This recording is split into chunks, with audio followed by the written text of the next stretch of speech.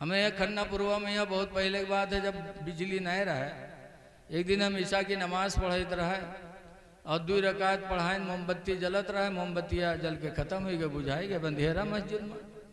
तीसरी रकात में जब हम सजदम गए तो पहला सजदा जब किया और सर उठावा तो देखा उजियर, खैर उजियर रहा, नमाज पढ़ लें, ख़त्म जब हो गया तो हम पूछा यार देखा आगे बैटरी जले, तो हम कहे नहीं बैटरी को जले इसो, तो एक हाजी साहब कहें कि माँ साहब जब मोमबत्तियाँ बुझाए गए रहे तो जब हम सजदे में पहुँचे तो हमें ढूंढ के जलाए दिया रहे। हम कहें जा यार तुम नमाज पढ़त रहो कि बैटरी ढूंढत रहो यार नमाज में, बता ईमें नमाज पढ़त है। वो ईमान वाले कामयाब हैं जो अपनी नमाजों में खुशू करते हैं। खुशू करिए, पूरी तवज्जो खुदा की तरफ रखिए। और आगे अल्लज़ीना हुम लिज़्ज़कात फ़ाइलून,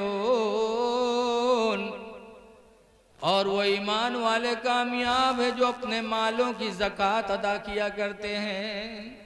सिर्फ ईमान वाले होकर के कामयाब नहीं हो सकते, कामयाब होना है ईमान वालों को तो नमाज भी पढ़नी है, अपने माल की ज़कात भी देनी। अल्लाह ने शर्त लगा दी। दुआ है कि अल्लाह तबारक व तआला हमको आपको ईमान कामिल नसीब फरमाए और उसी ईमान पर अल्लाह साबित कदम रखे। मेहमान बहुत हैं, अल्लाह इन्हीं चंद बातों को अपने जनाब में कबूल फरमा ले। अस्सलामु अलैकुम व रहमतुल्लाहि व बरकातुहू। अल्लाह का फरमान है अश्शैख़तु वश्शैख़ु, शादीशुदा औरत और शादीशुदा मर्द।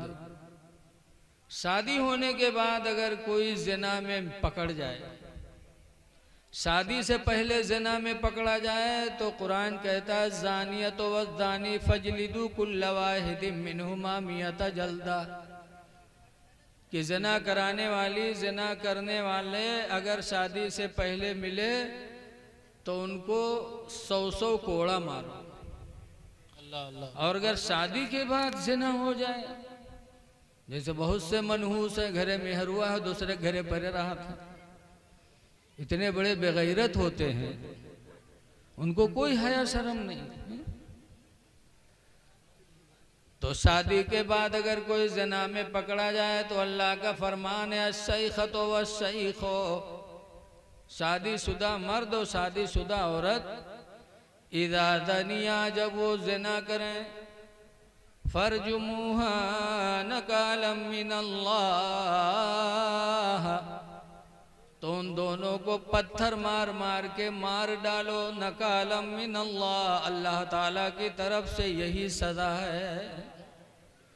औरत की शादी हो गई फिर दूसरे से ज़िना करा लिया, मर्द की शादी हो गई फिर किसी दूसरी औरत से ज़िना कर लिया, तो कुरान कहता अल्लाह का हुक्म है, ये आयत मनसूख हो गई इसकी तिलावत, लेकिन हुक्म आज भी बाकी है, सहाबा के ज़माने में भी बाकी था।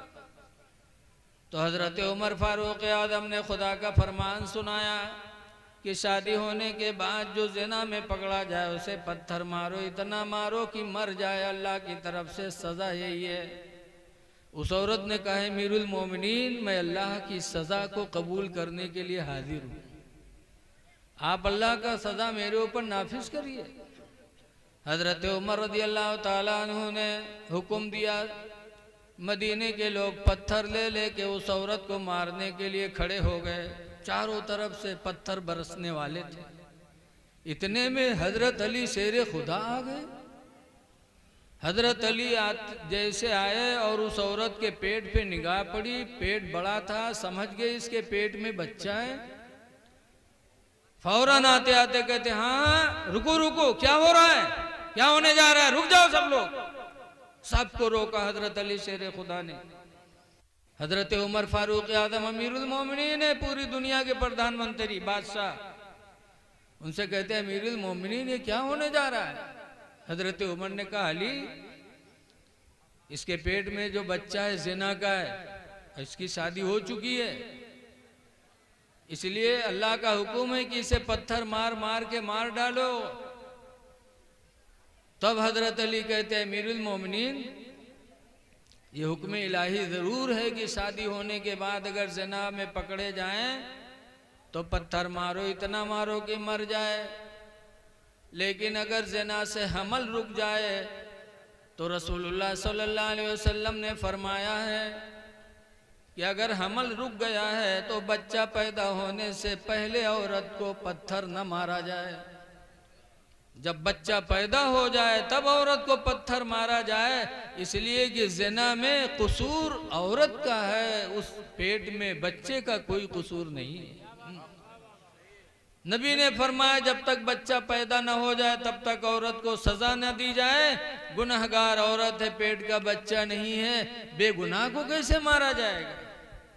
जब हजरत अली ने हुजूर की हदीस बताई तब हजरत उमर फारूक आदम रोने लगे और रो रो के कहते हैं लौला अलीयुन, या अल्लाह अगर आज अली न होते, अली ना आए होते, लहलका उमर हो, तो उमर तो बर्बाद हो गया था, उमर हिलाक हो गया था। आज इस औरत की जान जाती, बच्चे की भी जान जाती, कल कयामत के दिन में उस बेगुनाह बच्चे को क्या जवाब देते।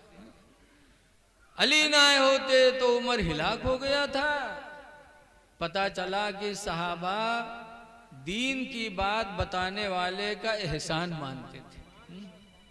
ऐ लोगों, आप भी कारी ताज मोहम्मद का एहसान मानो, अपने मस्जिद के इमाम का एहसान मानो कि आपका इमाम हर जुमा को खड़े होकर आपको कुछ न कुछ दीन की बातें बताता है।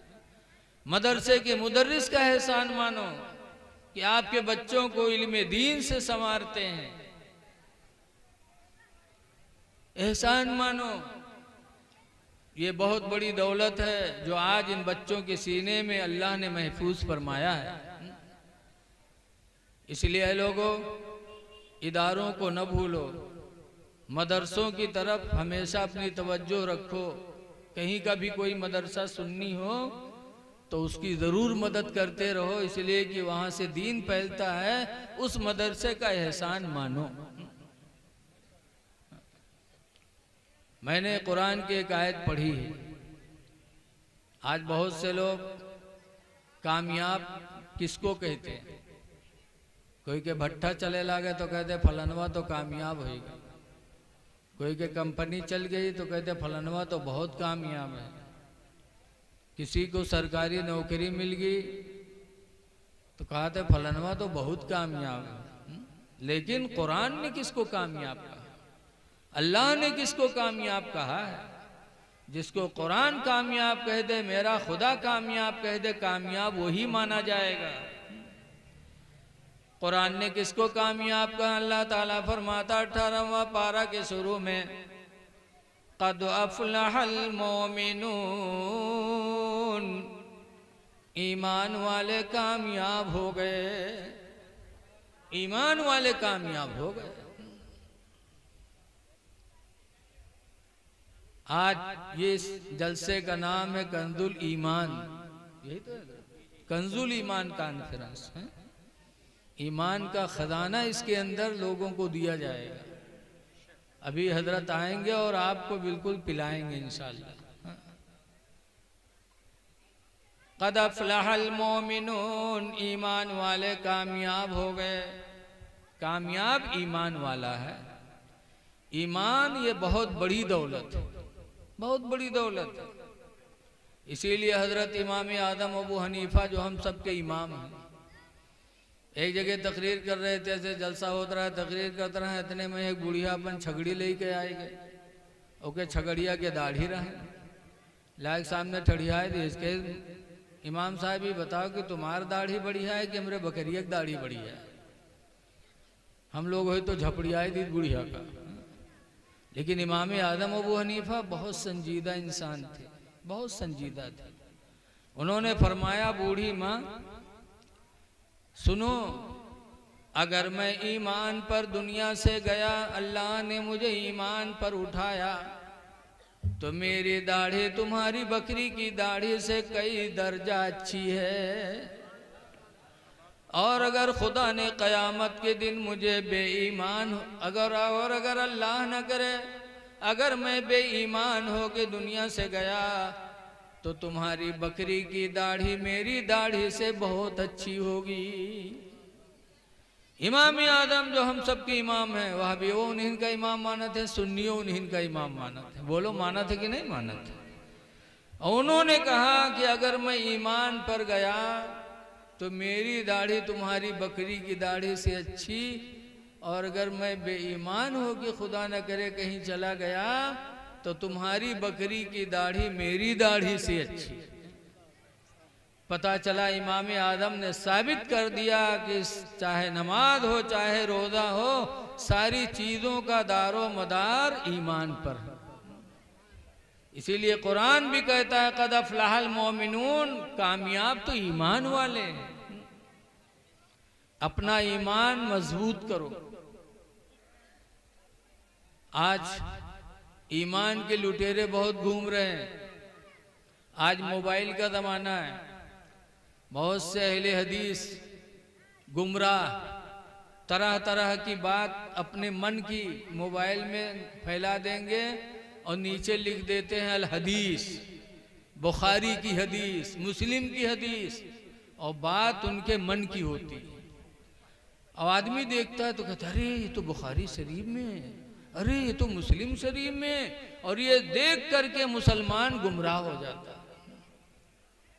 ऐ लोगों, जब ऐसी बातें मोबाइल में देखो तो खुद न मानो, बल्कि अपने इमाम से पहले उसकी तस्दीक कराओ, अपने मदरसे के मौलाना से तस्दीक कराओ। ये ज़माना बड़ा पुरफतन ज़माना है, इसलिए अल्लाह ताला इस दौर के फितनों से हमको आपको बचा ले तो बहुत बड़ी बात है। इमाम गज़ाली ने कीमियाए सादत में लिखा है कि फ़कीरों की एक जमात जंगल गई, अल्लाह अल्लाह करने वाले फ़कीर जंगल गए तो जंगल में देखा कि एक पेड़ के नीचे एक आलिम साहब बैठे अल्लाह अल्लाह कर रहे हैं। फ़कीरों ने कहा रे आप आलिम हो, आपकी जगह जंगल नहीं है, आप किसी बस्ती में जाओ और दीन की बातें लोगों को बताओ।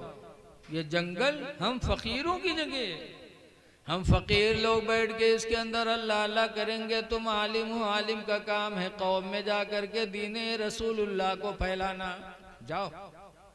तब उस आलिम ने जवाब दिया था, कहा था सही कहते हो, लेकिन अब कौम के अंदर रहकर बस्ती में रहकर अपना ईमान बचाना ही मुश्किल हो गया, इसलिए मैंने जंगल पकड़ लिया।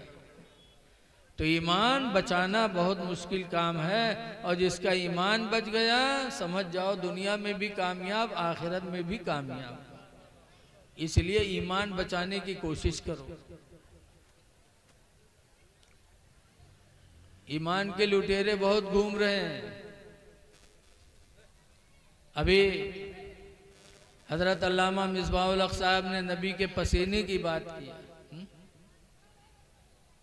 आज बहुत से कहते हैं इंसान वो भी थे, इंसान हम भी, उनकी बराबरी कोई कर सकता है?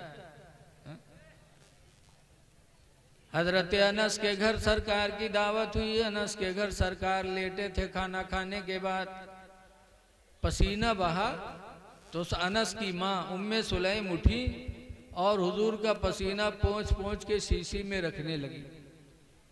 हुजूर की आंख खुली, फरमाते मा तफ़अली या उम्मा सुलैम, उम्मे सुलैम क्या कर रही हो? तो उम्मे सुलैम ने कहा था ना जालो अर्क़का फ़ी तीबिना, अल्लाह के रसूल हम आपका पसीना ले जाकर अपने खुशबू में मिलाते हैं। सुभान अल्लाह, आपका पसीना ले रहे हैं। ये सहाबिया का अकीदा कि नबी का पसीना खुशबू में। उम्मे सुलैम नबी का पसीना लेकर गई। एक लड़की की शादी हुई मदीने मुनव्वरा में, दुल्हन बनी। तो उम्मे सुलैम ने उस दुल्हन को मार्केट का इतर नहीं लगाया बल्कि नबी का पसीना लगा दिया। तो रवायतों में है कि वो दुल्हन दुनिया में जब तक जिंदा रही उसके बदन से इत्र और मुस्क गुलाब की खुशबू निकलती रही, जब तक जिंदा रही। फिर उससे जो लड़के पैदा हुए लड़कों के बदन से भी खुशबू निकलती रही। फिर लड़कों के लड़के जो पैदा हुए उनके बदन से भी जिंदगी भर खुशबू निकलती रही। रवायतों में आता है कि 7 नस्लों तक नबी के पसीने की वजह से उस दुल्हन की नस्लें महकती रही। ये नबी का पसीना है। इसीलिए आला हजरत इमाम अहले सुन्नत फरमाते हैं कि वल्लाह जो मिल जाए मेरे गुल का पसीना। क्या बात है, वाह वाह वाह। वल्लाह जो मिल जाए मेरे गुल का पसीना, मांगे न कभी इतर न फिर चाहे दुल्हन फूल। माशाअल्लाह माशाअल्लाह।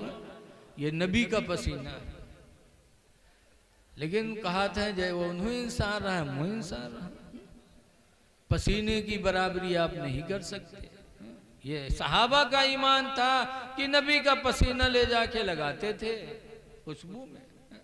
ये ईमान ही तो था उनका। हर नबी महका करते थे। हजरत यूसुफ अलैहिस्सलाम भी महकते थे।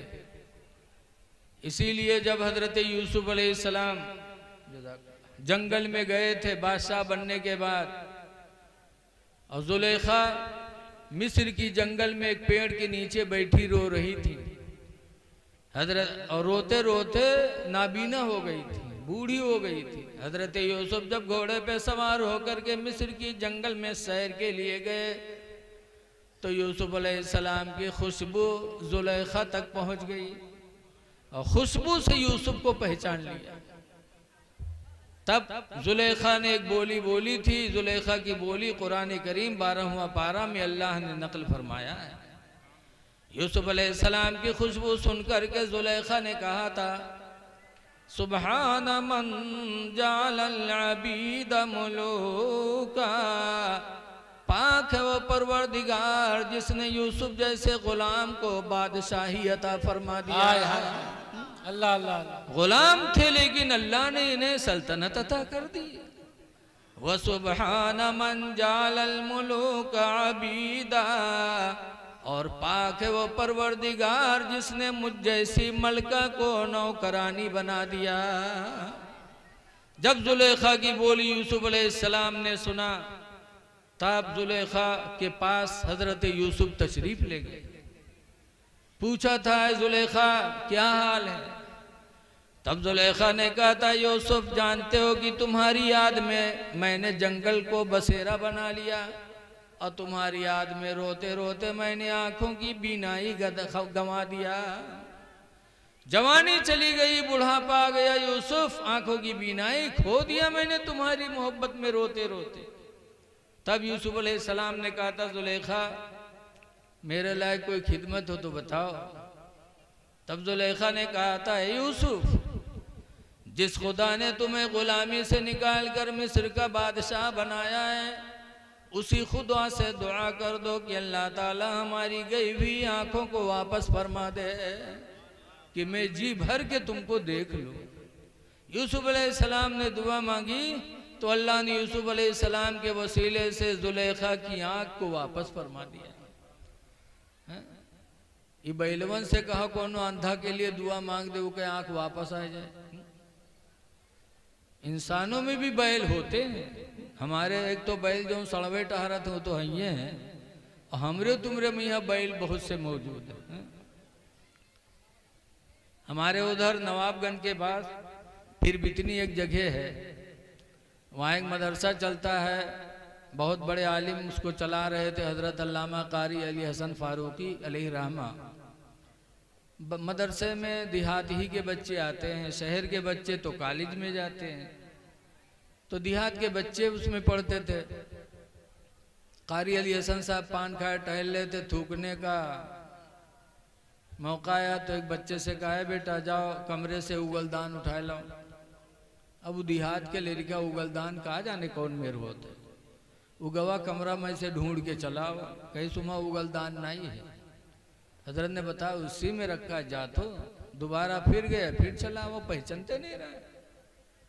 आप लोग जाना तो कि नहीं जाना था? हैं? वो लड़के में रखा भाई अल्मुनियम या स्टील का गोल गोल ऐसे बर्तन होता, ऊपर फैला रहता, नीचे भी फैला रहता, बीच में कम होता है, वो थूकने में आता है, उसमें थूका जाता है। बड़े बड़े लोग रखे रहते हैं, बार बार कौन जाएगा, थूकते रहते हैं। तो हजरत ने फरमाया वो गलदान उठा ला तो 2 दफा गवा कहीं सुमन आई है। तिबारा हजरत गए कहीं देखो दो गोल गोल जो रखा है वही हो गलदान रे उका उठाए लाओ। जब गवा उका उठाए देखे तो कहते हजरत माँ कोनो सार थुक मारी से। तो हजरत कहीं बेवकूफ कहीं के लाओ इधर थुक के खातिर है तो थूकी नो में तो कहूँ चाय पी बैठ के कोई कहते में हजरत कोनो थुक मारी से। तो इंसानों में भी बैल होते हैं। जुलेखा की आंख वापस आ गई। यूसुफ अलैहिस्सलाम ने दुआ मांगी। फिर कहा जुलेखा मेरे लायक और कोई सेवा हो तो बताओ। तब जुलेखा ने कहा था यूसुफ उसी खुदा से दुआ कर दो कि अल्लाह ताला मेरी जवानी वापस फरमा दे। यूसुफ अलैहिस्सलाम ने दुआ मांगी तो जुलेखा की जवानी अल्लाह ताला ने आनन फानन फौरन वापस फरमा दिया। जुलेखा जवान हो गई। कहा और मेरे लायक कोई खिदमत।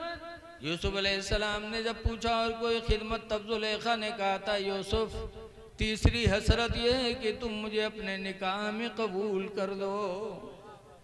मैं तुम्हारे साथ रहना चाहती हूँ। हज़रत यूसुफ अलैहिस्सलाम ने जुलेखा की वो ख्वाहिश भी पूरी की और अपने निकाह में उन्हें ले लिया। पता चला अंबिया के दर्जे बहुत बुलंद हैं। जुलेखा ने पहचाना था तो यूसुफ की खुशबू से पहचाना था। इसलिए अकीदा रखो कि हम नबी की तरह कभी हो नहीं सकते। जब नबी की औरतों की तरह नहीं हो सकते। 11 औरतें नबी के निकाह में आई तो उन औरतों के दर्जे इतने बुलंद हो गए कि दुनिया की कोई औरत उनके बराबर हो ही नहीं सकती। अल्लाह ताला ने कुरान करीम में फरमाया या निसा नबी ए नबी की औरतों लस्तुन्ना काहदिम मिनन निसा हरगिज हरगिज तुम्हारी तरह दुनिया की कोई औरत नहीं हो सकते। या हरगिज हरगिज तुम दुनिया की किसी औरत की तरह नहीं हो सकती। तो ऐ लोगों ईमान अपना सलामत रखो। ईमान रखो कि जिस नबी का हमने कलमा पढ़ा उस नबी को अल्लाह ताला ने इल्म गैब अता फरमाया है और उनके वसीले से उनकी बेटी को भी अल्लाह ने इल्म गैब अता फरमा दिया। इसीलिए सना 11 हिजरी। अच्छा बताओ करबला किस सन में हुआ?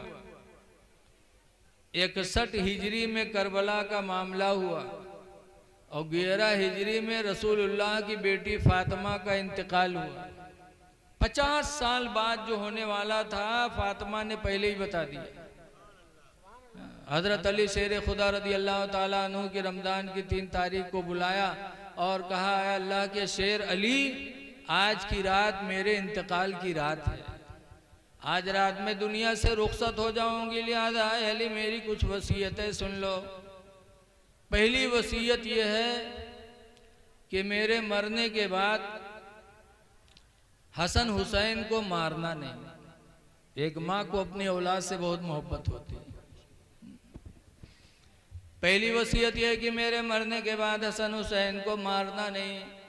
और दूसरी वसीयत यह है कि मेरे मरने पर रोना चिल्लाना नहीं।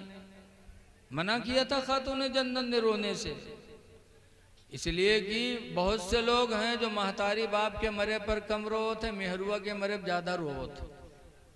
बोलो, हमारे एक मिलने वाले थे, उनके अब्बा के इंतकाल हुआ तो हमका बुलैन गए तो गमगीन रहे, कोई बात नहीं, मिट्टी दे के चले आए।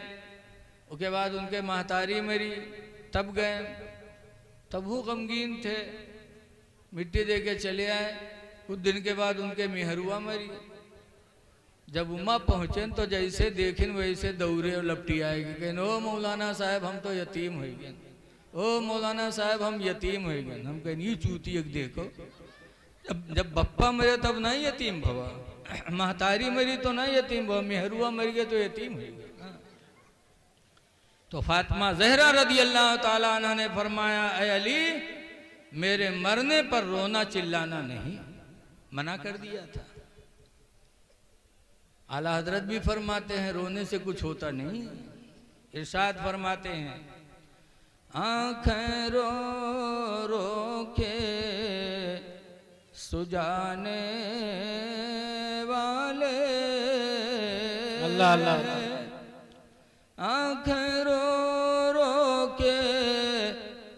सुजाने वाले और जाने वाले नहीं आने वाले। वाह वाह वाह वाह।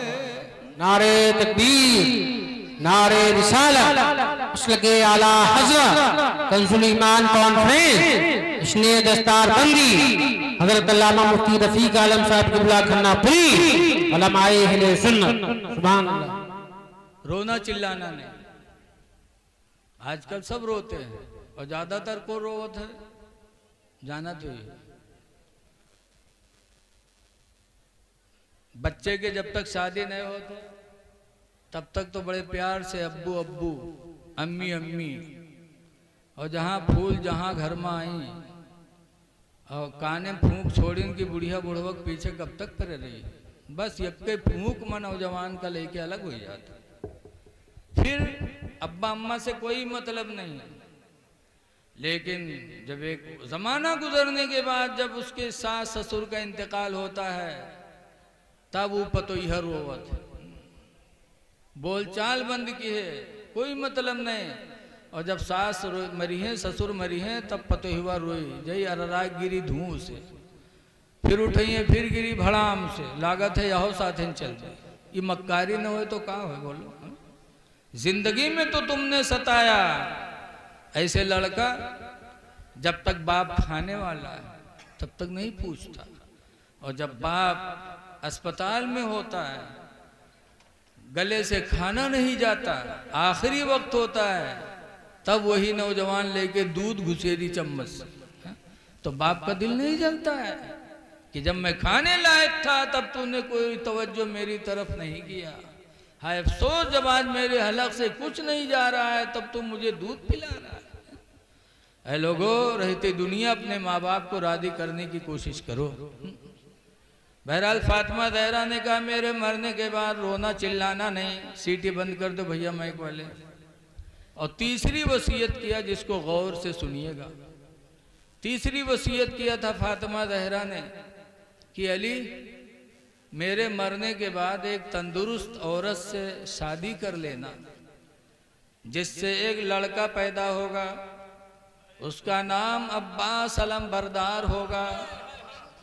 कुछ दिनों के बाद मेरे बेटे हुसैन पर करबला में तकलीफें आएंगी तो मेरे बेटे हुसैन का अब्बास मददगार बनेगा। हाय हाय हाय। ये फातिमा ज़हरा वसीयत कर रही है 50 साल पहले। बताओ, 11 हिजरी में जा रही दुनिया से और 50 साल के बाद करबला का मंजर होने वाला है। फातिमा ज़हरा वसीयत कर रही है। और 5वीं वसीयत किया कि जब मेरा जनाजा लेके चलना तो खुला लेके न चलना, मेरी जनाजे पे चादर डाल देना। हजरत अली कहते हैं फातिमा अभी तक किसी के जनाजे पे चादर नहीं डाली गई, तुम चादर के लिए कह रही हो।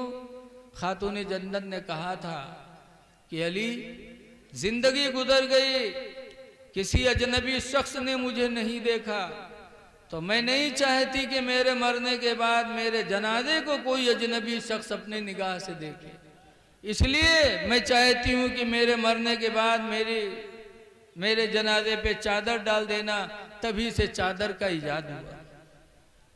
5वीं वसीयत, काली जब मुझे कब्र में रखना तो एक पर्ची फला जगह रखी, वो मेरे कब्र में रख देना, लेकिन पढ़ना नहीं। कहा क्यों? कहा उसमें एक राज की बात है। हजरत अली ने कहा कि राज की बात है, हमें नहीं बताओगी फातिमा? बताओ फातिमा, खुदा के वास्ते बता दो वो राज की बात है क्या पर्ची में जिसको कब्र में रखने के लिए कह रही हो। तब फातिमा ज़हरा ने कहा था कि मेरा निकाह जब आपसे हुआ था तो महर में अल्लाह ताला ने मेरे अब्बा से कहा था कि फातिमा अली से निकाह कर लें, महर में 400 मिस्काल चांदी रखी जाएगी। तो मैंने कहा था महर पसंद नहीं, तो फिर जिब्रील को भेजकर बताया गया था कि जन्नत और जन्नत की सारी नेमतें फातिमा के लिए हैं, शादी कर लें। तब भी मैंने कहा था मुझे महर नहीं चाहिए। तब कहा था क्या चाहती हो? तब फातिमा कहती मैंने अब्बा से कहा था अब्बू अपनी उम्मत की मग़फ़िरत के लिए आप पहाड़ियों में रातों रात रोया करते हैं, मैं चाहती हूँ कि मेरे महर में अल्लाह आपकी उम्मत की मग़फ़िरत कर दे। ये जब तमन्ना जाहिर की तो थोड़ी देर बाद हज़रत जिब्रील अमीन एक पर्ची लेके आए थे और उस पर्ची को हुजूर को दिया था।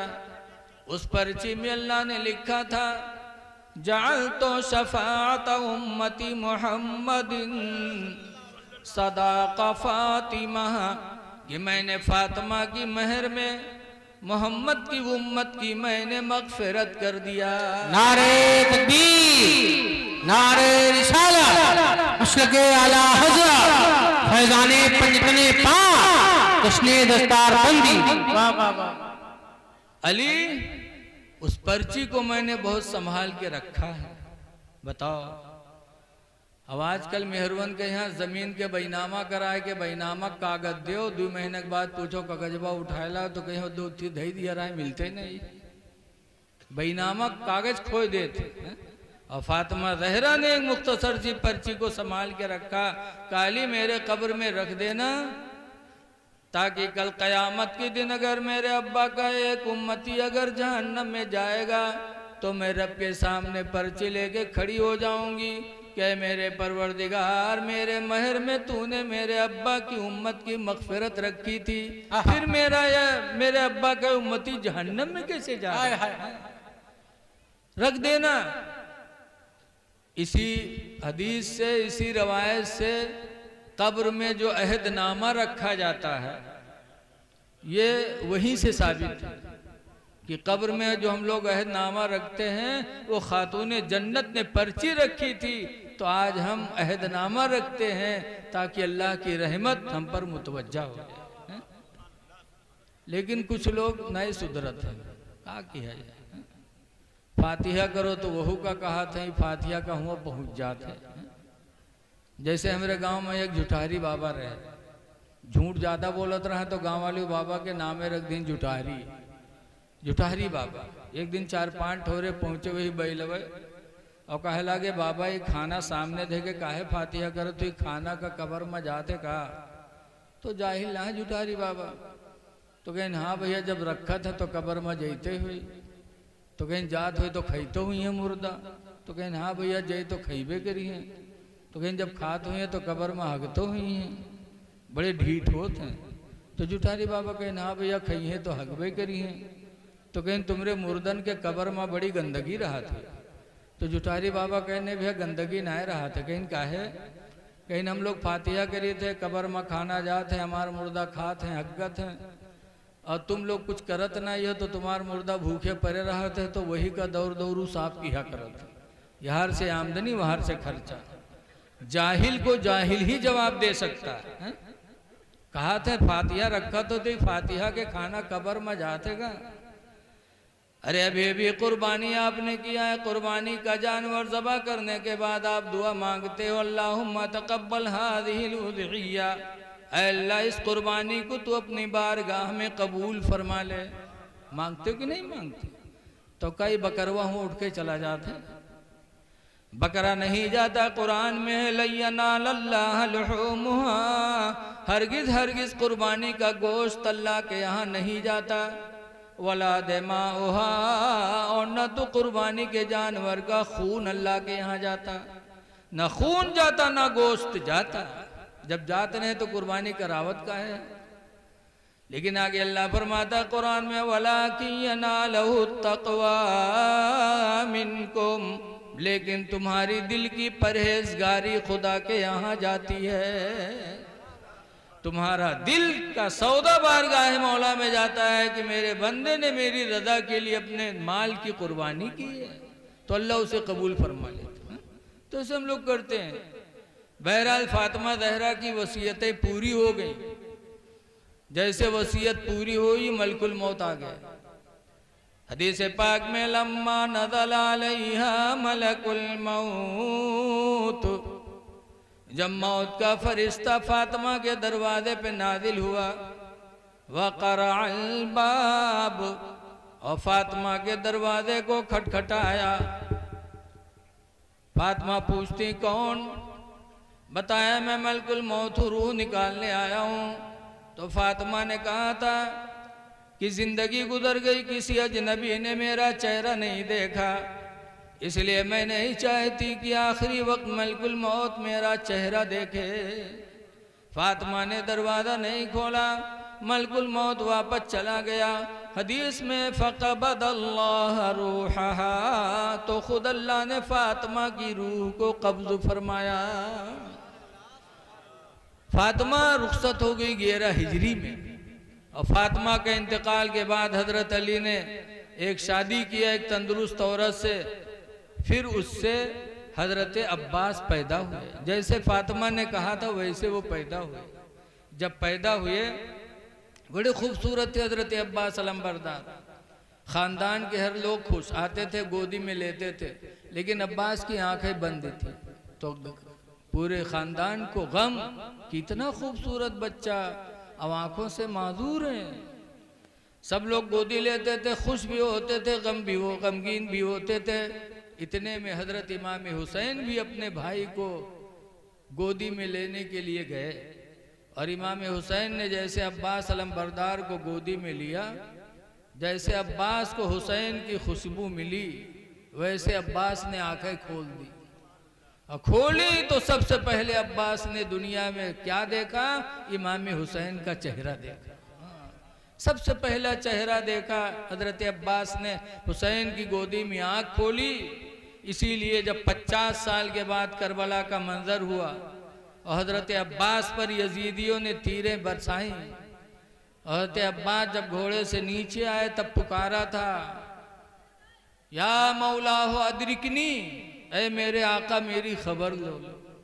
हज़रत अब्बास इमाम हुसैन के भाई थे, लेकिन इमाम हुसैन को अदबन कभी भाई नहीं कहा। हमेशा इमाम हुसैन को अब्बास कहते थे, या मौलाई, ऐ मेरे आका। हमेशा आका कहते थे, अदब था। अब आज तो कुछ बदतमीज है जो नबी को अपना भाई कहते। बताओ, हजरत अली को मेरे नबी ने अपना भाई कहा हिजरत के मौके पर। जब हुजूर मक्का से हिजरत करके मदीना गए, बहुत से मदीने के मक्का के गरीब मुसलमान मदीना पहुंचे, घर बार बीवी बच्चे माल दौलत सब मक्का छोड़ दिया, अल्लाह रसूल की मोहब्बत में सब छोड़कर मदीना पहुंच गए गरीब। तब हुजूर ने मदीने के अंसारियों को जमा किया और फरमाए, मदीने के अंसारियों, ये मक्का से आने वाले मुसलमान सब तुम्हारे भाई हैं। जब इतना कहा तो मदीने के अंसारी एक एक मक्का के मुसलमान का हाथ पकड़ पकड़ के घर ले जाने लगे। बचा कौन? मक्का से आने वाले में हज़रत अली रदी अल्लाह अन्हु। हज़रत अली को किसी अंसारी ने अपना भाई नहीं बनाया। जब सब मक्का के मुसलमानों को मदीने के अंसारियों ने अपना भाई बना बना के लेके चले गए, हज़रत अली अकेले बचे। तब हज़रत अली रोने लगे। जब रोने लगे तो हुजूर ने फरमाया, अली रो रहे हो? तो अली ने कहा था, क्यों न रोऊं या रसूल अल्लाह, मक्का से आने वाले सारे मुसलमानों को मदीने के अंसारियों ने अपना भाई बना लिया और हमको किसी ने अपना भाई नहीं बनाया, मैं क्यों न रोऊं? तब हुजूर ने फरमाया था, अली रो नहीं, मक्का से आने वाले मुसलमान ये सब मदीने के अंसारियों के भाई हैं, लेकिन तुम तो सरकार फरमाते, अंत आखी फिद दुनिया वल आखिरा, अली तुम मेरे भाई हो दुनिया में भी और आखिरत में भी। वाह वाह वाह। सरकार ने हजरत अली को अपना भाई कहा, लेकिन अली की जिंदगी पढ़ डालो पूरी, अली ने जिंदगी में कभी रसूलुल्लाह को अपना भाई नहीं कहा। हमेशा हजरत अली या रसूल अल्लाह कहते थे, या हबीब अल्लाह कहते थे। तो हजरत अब्बास इमाम हुसैन के भाई थे, लेकिन कभी जिंदगी में भाई हुसैन को नहीं कहा, बस मौला आका कहते रहे। लेकिन जब करबला में यजीदियों ने उनके जिस्म को छलनी कर दिया, घोड़े से नीचे आए, तब पुकारा था, या मौला हो अदरिकनी, ऐ मेरे आका मेरी खबर ले लो। तब इमाम हुसैन गए थे और गोद में इमाम हजरत अब्बास को उठाया था। उस वक्त इमाम हुसैन ने कहा था, अब्बास तुम मेरे भाई हो, लेकिन जिंदगी गुजर गई, तुमने मुझे अपना कभी भाई नहीं कहा। मौला आका कहते रहे, ऐ अब्बास मेरे कान तरस रहे हैं, कम से कम आखिरी वक्त है, अपनी जबान से मुझे अपना भाई तो कह दो। तब अब्बास ने कहा था, या अखा हो अदरिकनी, ऐ मेरे भाईजान मेरी खबर ले लो उस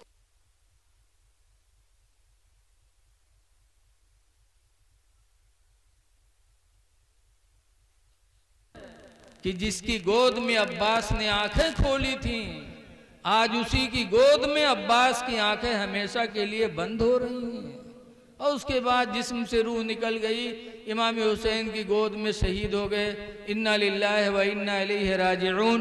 इससे अकीदा रखो कि 50 साल के बाद क्या होने वाला था, वो नबी की बेटी 50 साल पहले मदीने में खबर देगी, और जो दिया वो हुआ।